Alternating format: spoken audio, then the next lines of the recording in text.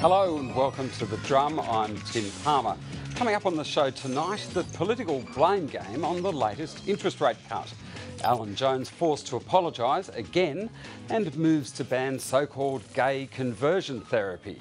Our panel tonight, Sue Cato from Cato Council, Simon Cowan from the Centre for Independent Studies, and in Canberra, Simon Banks from Hawker Britain. And you can join us too on Twitter using the hashtag #TheDrum. Well, a political battle is being waged over the latest cut to official interest rates. The big banks are facing pressure again to pass on the full reduction of 25 basis points to homeowners and small businesses. The opposition leader says that Labor isn't doing enough to ensure lenders follow the RBA's lead. Look, everyone likes to see interest rates coming down. Home buyers want to see interest rates coming down. Small business people want to see interest rates coming down. Unfortunately, under this government, we've seen lots of cuts in official interest rates, but not so many cuts in the real interest rates that people are paying. It's not reductions in the official interest rates that matter, it's reductions in the rates you pay that matter. But Treasurer Wayne Swan says the government is doing its part, accusing the opposition of giving a nudge and a wink to the banks. Well, what we have done is put in place the tick and flick system. We've abolished mortgage exit fees. All of those things make it much easier for people to change their financial institution, walk down the road and get a better deal. But of course, you know, when you've got prominent people in the Liberal Party, like Mr Hockey, saying it's okay, it's not too bad if the banks hold it back, then I think that's a bit of a problem.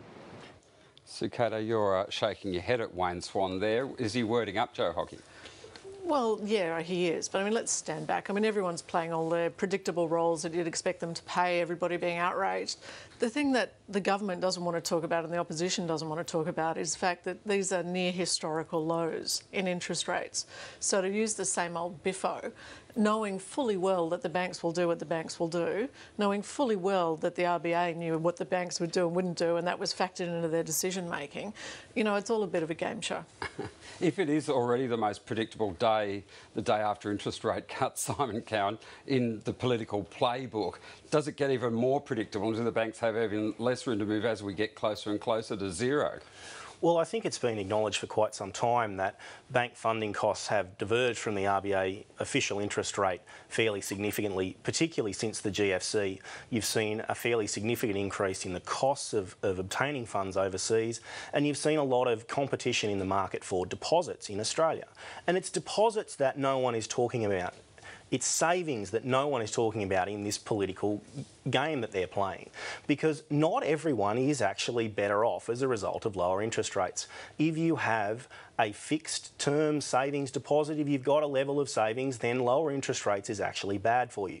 And the household sector saves quite a significant amount of their income. That proportion of income that's being saved is actually being hit by these historic lows. And Simon, let's not forget, this is a government that's encouraged people to save. But to some extent, isn't that part of the message, Simon? Because the government is worried that people have been saving too much lately, and particularly that's what's hurting retail. Well, certainly that's been part of the message. I think the issue that savers and investors in this country are facing is it is exceptionally uncertain times economically.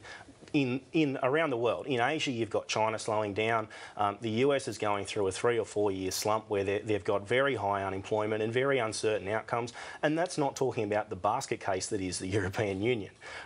There's bigger issues at foot here that are impacting whether people are willing to save and whether people are willing to invest than the level of interest rates. And so the impact of this rate cut is probably not going to be as big as the RBA might wish it to be. So Simon Banks, when Tony Abbott says that the reaction of the banks is going to be a test of Wayne Swan's credibility, is that in any way true? Well, the answer is how. I mean, what would Tony Abbott do any differently than what the government is currently doing? In fact, if anything, as Wayne Swan pointed out, Tony Abbott actually opposed in the parliament some measures that make it easier for consumers to shop around, to put a bit of consumer spending power and consumer pressure on the banks. Look, the reality is, and I think Simon's description of it in broad terms is very true. Look, we are living in very uncertain times in the rest of the world. That's having an impact on the Australian economy. It's why we've got interest rates at very low levels. In fact, the last time they were this low was 1964, the same year that the Beatles toured Australia.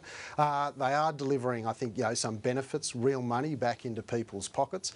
I mean, to give you an idea, the average Australian on a mortgage of about $300,000 a year is now paying about $4,500 less in their mortgage than they would be if the official interest rates were back where they were at the time of the Howard Costello government.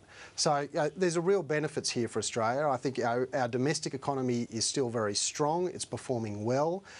It's why we've got, you know, the economy travelling at a pretty good clip still here in Australia. But I think, you know, like, what would Tony Abbott do differently? The answer is nothing. If anything, he would only make it worse. OK, Sue Cato, so that's Simon's view of how the economy's going, but isn't the real issue here, considering it is only 25 basis points, it doesn't put a huge amount of money back into economic growth, but the real message here is that the RBA is suddenly gloomy about what's happening in the world. So what does it tell us? It's interesting, you know, when you actually have a look at what Australia's achieved over the last few years, you've had unemployment sitting around 5%, you've had inflation around 2%, the nation's come through, what, a 1 in 100 year boom.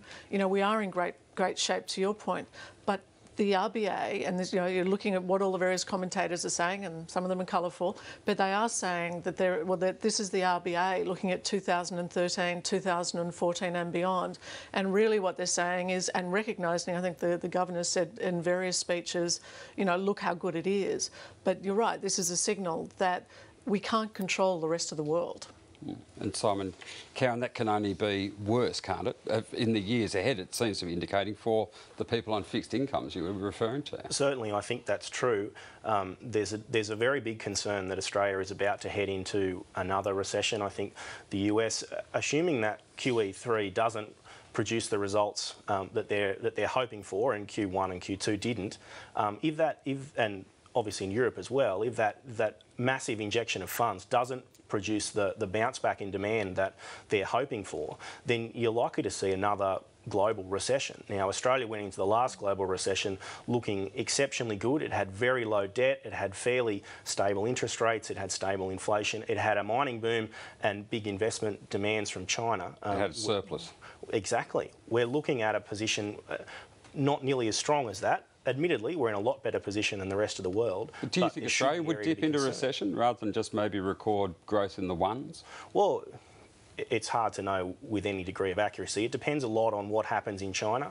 China has been growing at double-digit figures for some years now. That is unsustainable for any economy, even for one as robust as China seems to be. The expectation is that growth is going to slow down to 5, 6, 7%. Those are still very high figures. Historically, they're very high figures internationally, but a lot of Australia's investment in mining has been made on the premise that China is going to grow at this massive rate very quickly. If that doesn't happen, you might find some excess capacity.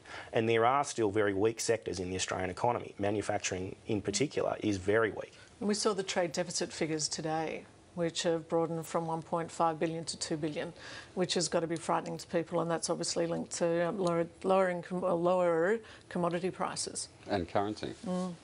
Alan Jones is being forced to say sorry again, this time for calling Lebanese Muslims vermin just before the Cronulla riots.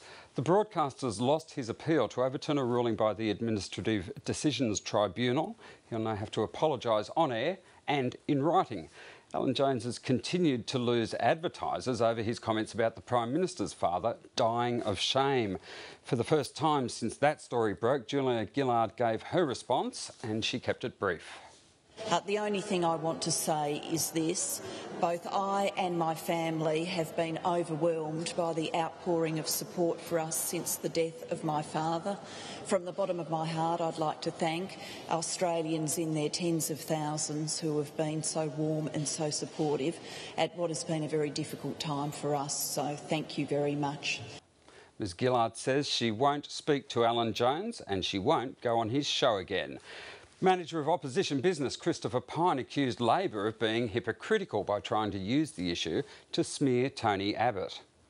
The truth is he did deal with this issue instantaneously on the Sunday, but Labor won't give him any credit for that because Labor blames Tony Abbott for everything that ever happens. I think Alan Jones's comments were crass, and I've said that this morning on television. I think he apologised, and appropriately so, but I'm not going to be lectured by the hypocrites of the Labor Party who beat a path to Alan Jones's door when they were seeking his support. I mean, Kevin Rudd, the grotesque sucking up to Alan Jones by Kevin Rudd on his program was slightly vomitous when he was Leader of the Opposition. Government frontbencher Anthony Albanese denied Labor's been over the top in its pursuit of Alan Jones. Alan Jones has been a powerful person. I say that there comes a point in time whereby people have quite rightly said, Alan Jones, enough is enough, you've crossed the line. Rival broadcaster John Laws provided compelling viewing on the ABC's 7:30 program with his commentary on the Jones affair. I thought what everybody else thought, I think, about the original comment. I do believe, however, that Alan thought that he'd made the comment in private. How he could have thought it was private with 100 people there, I don't know, but that's what he said. It was careless, and I think he admits that. It was hasty, and I think he admits that. And it was cruel. I'm not sure he admits that. So, Cato, John Laws certainly wasn't going to miss the opportunity to inject a very John Laws moment into the whole discussion, was he? No, and Tim, I want to know why the 7:30 report guests get rum and coke and we get water. But, we denied him the right to smoke a cigar, I think. No, look, it's look, the whole thing's been entertaining, and John Laws was fantastic. Talk about putting on a show and being an entertainer. It was, and good on 7:30 report for running the entirety of that. Yes. Look, once again, everyone's being very predictable, aren't they? Well, more seriously, the Prime Minister, in her response, she won't go on the show. Has she managed now to draw a line that Jones over the years has broken down, where he essentially has the position where he carpets politicians? He calls them in, expects them to turn up on time, and then expects them to agree with him largely in the studio, be at his beck and call. She now has drawn a line that reinstates the office of Prime Ministership and the broadcaster, and she says she's not going there. Has that diminished him? Look, I think that probably the Labor politicians have been looking for an excuse for years to say no, because the treatment they get is so incredibly predictable. You know, it's interesting watching the pragmatism of all the various players, with Tony Abbott saying, I'm not going to say no to 500,000 people, and nor would he when he gets a hug each time. Nicola Roxon obviously being sensible, so the government has a line of access to those people. But I reckon Anthony Albanese and the Prime Minister are probably saying this is, and by the way, horrific circumstances to get here. But I think probably Anthony Albanese is thrilled. Yeah, well, on the back of that then, Simon Banks, is Labor being a little bit too mechanical and opportunistic in pursuing the opposition by trying to tack them on to Alan Jones in this story? Well, this occurred at a Liberal event where they were raising money for Liberal candidates to fight elections. There were Liberal frontbenchers present, there were other Liberal MPs present, and one of the things that no one's apologised yet for in all of this is this extraordinary auction of this chaff bag suit that turns up in the middle of this. So to try and pretend that somehow this was just a group of people who accidentally got together and Alan Jones said something he clearly should not have said, that the Liberal Party had nothing to do with this event, I think is a complete whitewash and we attempt know to the wipe Liberal their Party hands has on something behalf to do of the with Liberal Party. But Tony Abbott wasn't there, and Tony Abbott wasn't involved in organising it. But he's the leader of the party. Is the public saying this is too much of a stretch? No, he's the leader of the party, and it's about setting a tone. I mean, when those people, those Liberal MPs, looked at that auction menu and they saw that there was a chaff bag suit signed by Alan Jones on that menu, and they all would have seen it, you know, like a sensible politician would say to people, hang on, what am I doing here? There's something wrong in the tone of this event. There's something wrong going on here. Now, I don't think the Liberal Party can wash its hands, and Tony Abbott certainly can't wash his hands of this event. As I said, you know, this is part of the culture of the modern Liberal Party. It's not a tasteful culture as far as the rest of the community is concerned. I can tell you, if it had been a Labor Party fundraising event, the Liberal Party would have been saying exactly the same thing that the Labor Party is saying. Well, this is about proper, decent standards in the performance of public life. And I just think, you know, Tony Abbott had a responsibility right from the outset to get out of the blocks clearly, to draw a line here. And it's not just about this one event too, in the case of Mr Jones, unfortunately. Like, his comment a few weeks ago about women destroying the joint, referring to a number of senior women in Australian society, not just the Prime Minister. I can tell you that's had a profoundly negative effect right across the community. There are a lot of women who are rightly angered about the culture that's being bred in certain parts of Australian society and the disrespect for women in general, not just about the Prime Minister. Tony Abbott needs to set proper standards, and I'm terribly sorry, but on the weekend he was way too slow to do so. Again, the question is, of course, is the link there, Simon Cowan? Because does the electorate look at this and say, look, even when we are spontaneously really offended by these comments, what we then have to watch is someone trying to make political capital of it and even spoiling the moment, if you like? Unfortunately, we've got to that point in politics where, at the moment, everything is a gotcha moment, and anything that can be even tangentially connected to a political party has suddenly become a really important moral issue that they need to deal with straight away. I don't think that Alan Jones speaks for the Liberal Party. I think it was quite clear from the comments that particularly were made by Malcolm Turnbull that they don't support this comment in any way, shape or form. But unfortunately, we've got an environment in Australia at the moment where every little smear seems to be built up to a massive deal, a massive public issue, and I don't think that that's something that we want to encourage. Now, the comments Alan Jones made were offensive. They were absolutely out of bounds.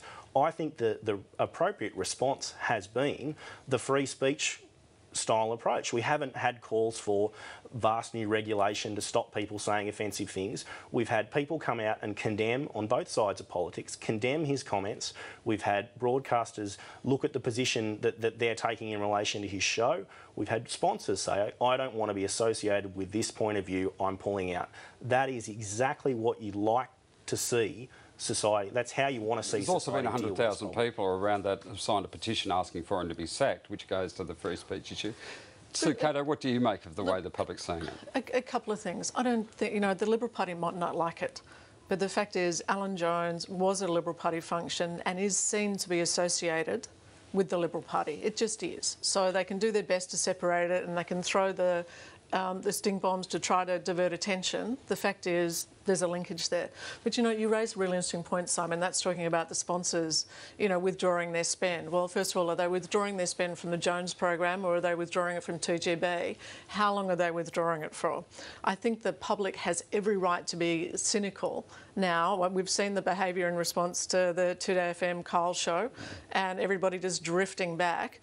I think the next time this happens, people are actually going to say to the sponsors, well, what are you really doing? Although the Kyle Sandilands example, they have lost tens of millions, they say, because so many of the sponsors this time put a year on it. But look at their ratings. If you look at the Kyle and Jackie show's ratings, they will be back with those ratings. It's the pure economic force and the commercial force that but radio is a very effective medium. And whether it's the sponsor that pulls out, another one will take its place. Sure, but Jones's ratings are going down and have been for years. That's true. He is in eclipse. Natural attrition possibly. Simon Banks, just very quickly, on the other apology from Alan Jones he now has to give because of this tribunal decision. It's 7 years since the Cronulla riots, 7 years since he made these comments. What do you say? How does that sit with the idea that justice delayed is justice denied? Well, I think we all would have liked an apology to have been issued a lot closer in time, and one clearly should have been issued a lot closer in time. Look, unfortunately, that's sometimes how long these appeal processes take, and I think if Alan Jones had done the right thing back then, 7 years ago, accepted that what he said was wrong and that it shouldn't have been said, well, maybe we wouldn't be sitting here now 7 years after the event talking about it. But he also shouldn't be allowed to get away with that either. I think he's entitled to be held to account, just as everyone else is in public life. This is not about Alan. There have been other people who are being held to account for making appalling comments like this, and he should apologise. We should point out that ACMA did put conditions on 2GB as a result. Anyway, to John Howard's speech in which he called on Australia to welcome Chinese investment, even from state-owned companies. The former Prime Minister used the inaugural Sir John Downer lecture in Adelaide to send a message to coalition colleagues who might remain sceptical about foreign investment. He says Australia can enjoy strong relationships with both China and the United States, and there's no cause for fear about Beijing's military might. In my view, pressure for more democracy in China will grow. I find it difficult to accept that growing economic liberalism will continue to walk hand in hand with political authoritarianism. The first newly enriched generation may accept continued authority, but their children will take affluence for granted and demand more say in running their own lives.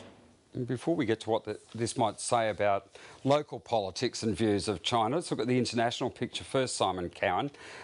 Do you think that John Howard's right, that China, given time, will embrace the principles of liberal democracy as the people get richer? Well, certainly we'd like to hope that that was the case, and that has been the case historically throughout the Western world, certainly.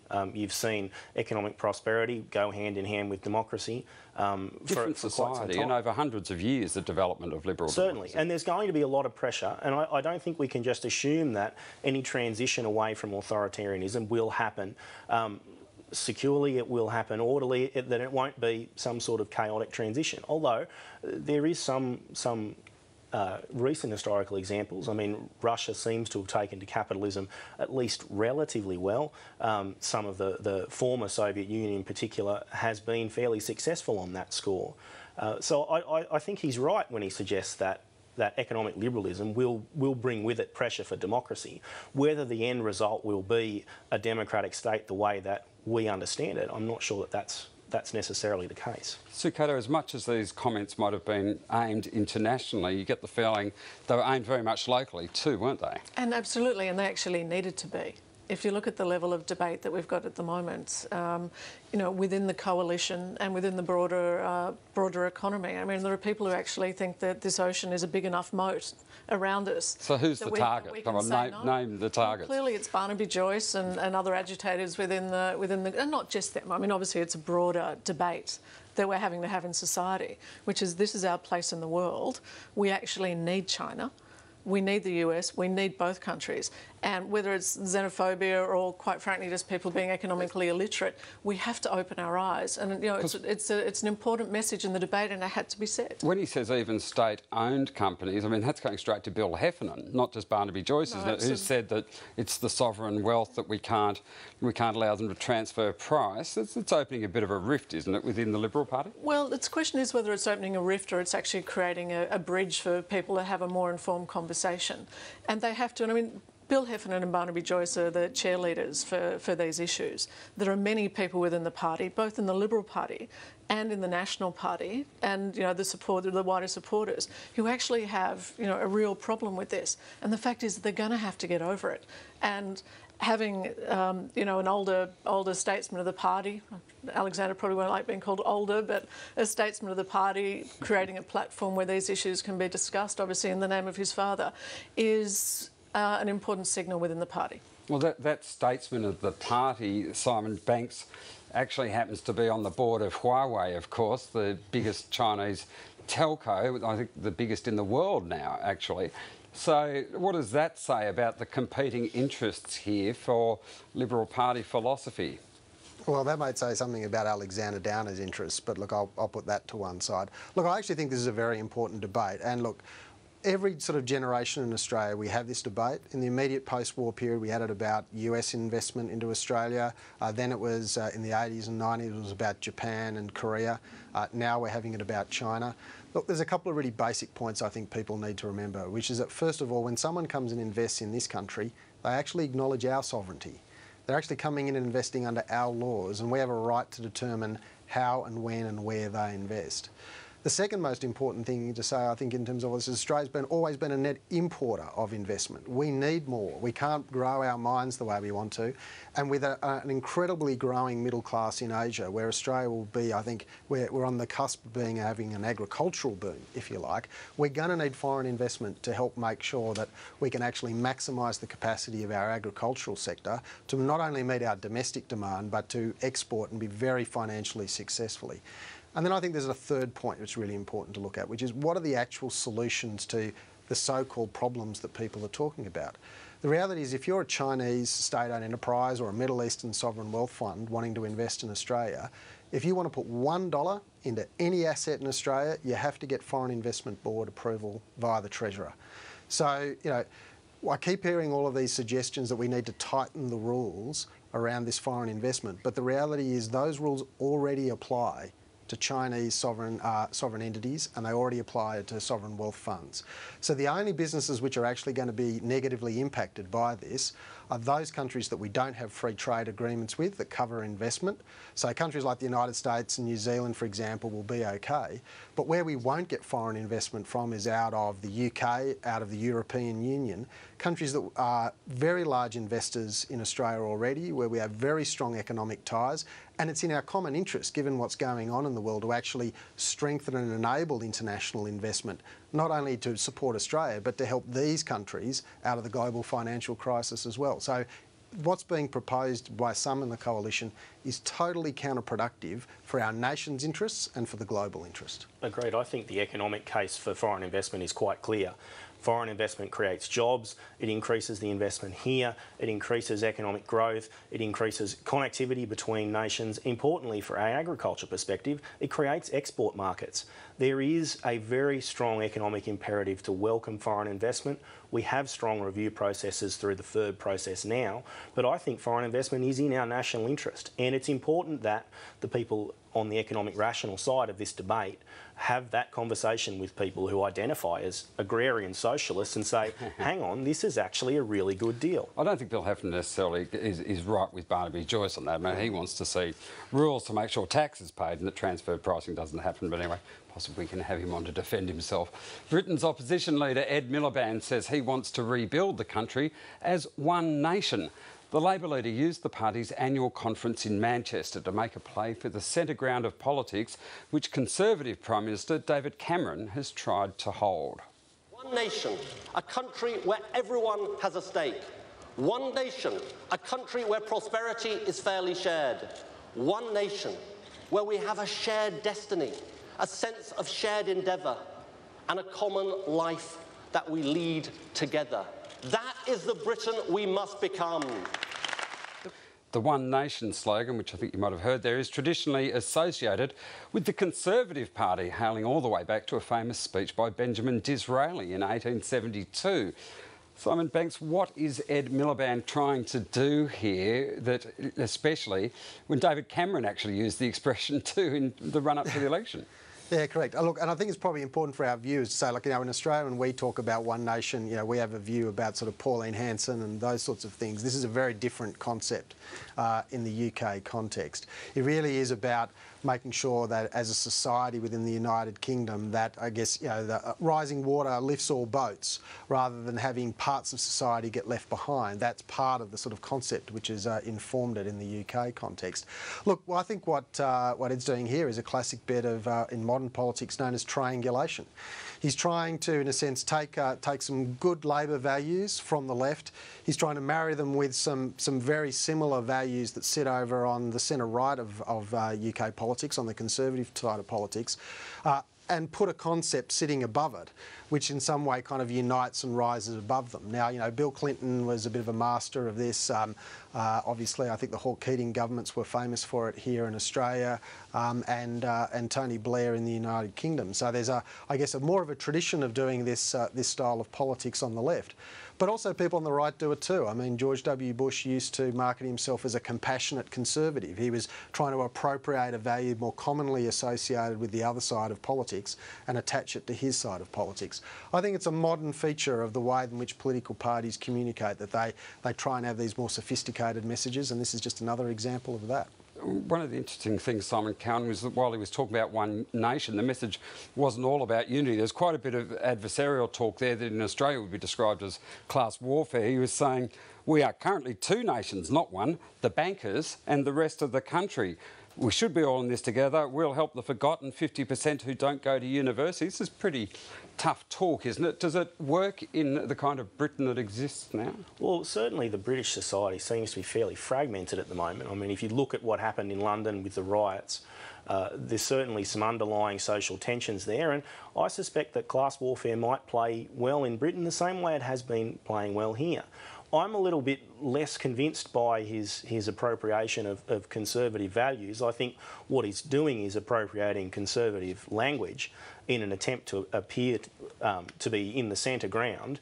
Labor certainly retreated, I think, from that centre ground once Tony Blair retired, and they're moving back there as a result, I think, of Cameron's weakness or perceived weakness and the divisive nature of some of his politics. It's something that I think we can see in Australia as well. The Labor Party, particularly the right of the Labor Party, has realised that the real swinging voters in Australian politics are in the middle, and that those people are more likely to be swayed by attacks on the Greens than by coming to an agreement with them. But this, Sue Cato, surely, with Labor in Britain riding so high in the polls, even though elections 3 years away, is really, it's about the austerity measures, isn't it? People feel that the rich have got away with it. So is this the pattern we're going to see in world politics, where left-wing parties are unafraid to attack the wealthy, the bankers, and yet call it unity? Yeah, they do, but, you know, this might sound shallow, but a lot of people are only really getting their politics through pictures. There are a lot of people who are actually turned off. They're sick of hearing politicians. They're very cynical. So it's worthwhile actually looking at the staging of that speech with Miliband. If you actually go back and look at the vision, no notes, so a conviction politician. But did you notice the people behind him? Talking about one nation. You had people in suits, you had people who looked like, from all spreads of society, all parts of society. It was a really clever positioning of it, and it's showing to me just a hint of the sophistication of the messaging that we're looking at. And, you're right. The fact is, with people turning off, Simons mentioned the voters and how you have to get to them. These guys are doing whatever it takes. I don't know if people don't just feel manipulated and switch off that kind of manipulation these days. I'm sure they do. Yeah, well, next we'll see on the drum, we'll see moves to ban programs aimed at turning gay people straight. We'll talk to Helen Kelly, the Australian producer of a film about so-called conversion therapy.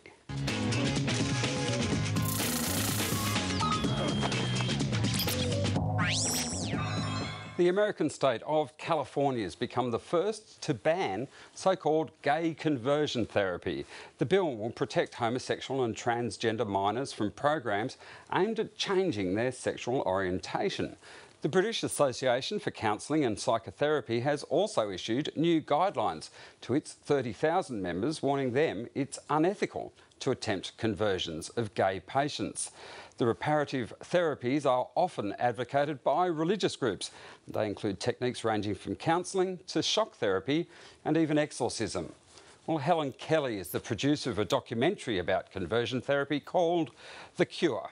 Let's take a look at some of the stories in that film.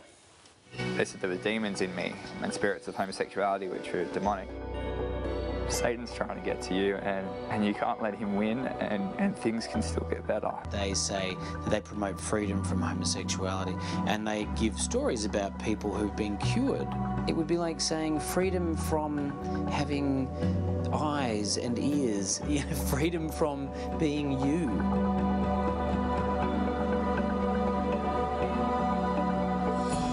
Attempted suicides, depression, self-destructive behaviours and obsessive behaviour. It's like a blueprint in every one of their stories. Well, joining us now from Melbourne is Helen Kelly, the producer of that film, The Cure. Helen Kelly, welcome to The Drum. Hi, thanks for having me. Tell me, how big is the gay conversion business in Australia? Who runs it and who signs up for it? Well, Australia is slightly different from the States. It's nowhere near as high profile in Australia as over there, not as visible, not as widely and commonly accepted. But it certainly does happen here in Australia, and there are a number of organisations. You only have to do a simple Google search of ex-gay or unwanted same-sex attraction Australia, and a number of groups will pop up that will offer you a program that will help you overcome your unwanted same-sex attraction. So, what sort of things specifically from making this film did you discover happen in these conversion therapies? What sort of therapies do they apply? The vast majority that we came across in our research and through the interviews that we conducted in the film, the vast majority are based on a therapeutic model called reparative therapy. The overarching themes of reparative therapy is that sexual brokenness or unwanted same-sex attraction stem from a trauma in your childhood or a poor relationship with your same-sex parent, and that these are key issues that happened in your past that can be fixed through undergoing a program that will enable you to become heterosexual or to, at the very least, suppress your homosexual desires. But within that program, what sort of things would the participants experience? Are we talking about group counselling or one-on-one counselling? Or absolutely. The documentary suggests shock therapy in America. Are there cases of that sort of thing? Shock therapy is something that we certainly didn't see anything of. It seems to have well and truly faded into the background here in Australia. But absolutely, you're looking at programs that are essentially structured a bit similar to a 12-step program. Group counselling, group prayer sessions, people coming together and confessing their transgressions and praying for each other to overcome those transgressions. Online programs where you log online every day, you work through a series of questions relating to very personal details about your sexual desires, who you might have been attracted to during the day, what might have triggered these events and what you can do to avoid these triggers in the future. So online programs are starting to certainly become a sinister and more prevalent representation in Australia of reparative therapies, but group therapy and group support networks also tend to push this kind of therapy. Now, your film obviously charts a number of people who were distressed and depressed by the experience, some describing attempted suicide, but did you uncover people that regarded themselves as success stories too? We did indeed.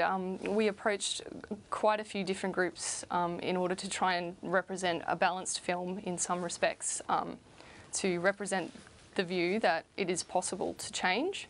We interviewed a man who is the leader of Living Waters, which is a group in Sydney that provides this kind of support and counselling. And he believed that he has overcome his homosexual desires. He's now married to a woman and has children, and leads this group and tries to bring this, as he sees it, care to other people. But out of all of the people that we interviewed, and there were many, and in the film we have, I think, 6 main subjects, he was the only person who was prepared to go on film and say that this had worked for him. So I guess even if there's that one case, you can imagine that they would then oppose moves such as in Britain for therapists to call this unethical officially, or in the United States to declare it illegal, as in California. What's your view on those 2 steps? I think that they're absolutely necessary. And I think that there is compelling evidence, anecdotal and otherwise, out there that fully supports that these kinds of programs are by and large not successful, that they are at the least ineffective, but at the very worst quite damaging for the people that undergo these treatments and submit themselves to these sorts of programs. The kind of law that's happening in California is very specifically related to state-registered psychiatrists and psychologists, and that's a very interesting distinction, because here in Australia there are a number of groups that work with this framework of reparative therapy that are operating that are actually would not fall under that kind of classification. So if you were thinking about translating the idea of that kind of legislation here in Australia, you would need to seriously consider broadening the definition of what kind of groups could use this sort of reparative therapy in order to make sure that you were genuinely protecting minors. Helen, I'm wondering what sort of traction you're getting in your discussions with government and the political parties, if you're having any. I mean, clearly the marriage equality debate is quite rightly taking centre stage now. In raising this now, is there something behind your timing in having the documentary? To be perfectly honest, no. This was a topic that came up for my production company, Rambling Women Media, and we started making the film a couple of years ago now. So the fact that the film is actually a finished piece now and these sorts of events are happening, I think is directly related to, you know, hard work that's been done by people who have suffered directly as a result of being a part of these programs, who have had the courage to stand up and to talk to their legislators and to be public about the fact that these sorts of programs can cause real damage. Yeah. Helen Kelly, the producer of The Cure, thank you very much for joining us on The Drum from Melbourne there. That's all for the program today. Thanks very much to the panel too. Sue Cato, Simon Cowan and to Simon Banks. You can check out The Drum online at abc.net.au/The Drum. Join us again, same time tomorrow night too, of course. We'll see you then. Good night.